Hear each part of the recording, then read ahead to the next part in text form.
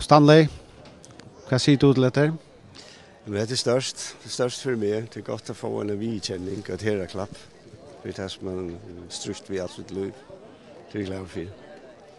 Ja, det är sådana år ni har du lyckats som vara professionell folkasankar i inte bara men i alla Norrland. Ja, vi har röst nog snäckt runt i Norrland och Baltikum och söderstaden i Polen och Tyskland och så.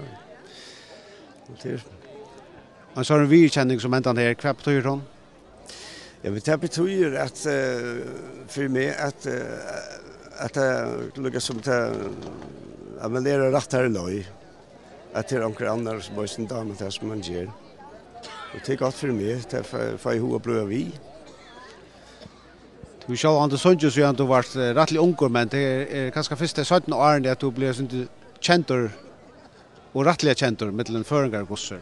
Jo, alltså det tar jag begynt att göra min egen lö och något som jag vill sitta bara personligt istället för att spela kopimusik och sånt. Det är det som räknar vi att den här viruslön är fyra. Det är det som jag har gjort själv. Du är den yngste av en rättligare stora musikalska familj ur Fuglafyr. Hette vi över yngstor. Är det något som man har nått gott av eller till det rättliga excision i alla förrun och du har hört några sang ut en bandomsam kan Jutra. Ja, det har vi. Ja, vi har haft goda män högt upp till. Flemming han sang i Trishnon inspelade grammofonplattor och så och Eilif brorna stöttna i koren och så och det var stolt det och ville gärna vara en del och då. Säger du till att tar det kanske just vid det mest körsangare kanske Eilif Sjölland han har sujna och solo men till annars för körsangor to har spalt mest ensemble.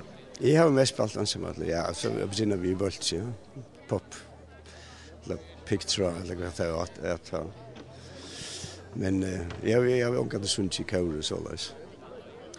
Framtida planer så där kvar tar. Alltså framtida planer som är hålla av fram med hus med nu.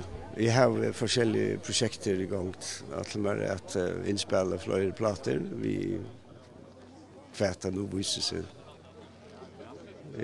Jag har inte uttryckt lite så säkert nu men tack för det till Loco och gå etna. Tusen tack för det.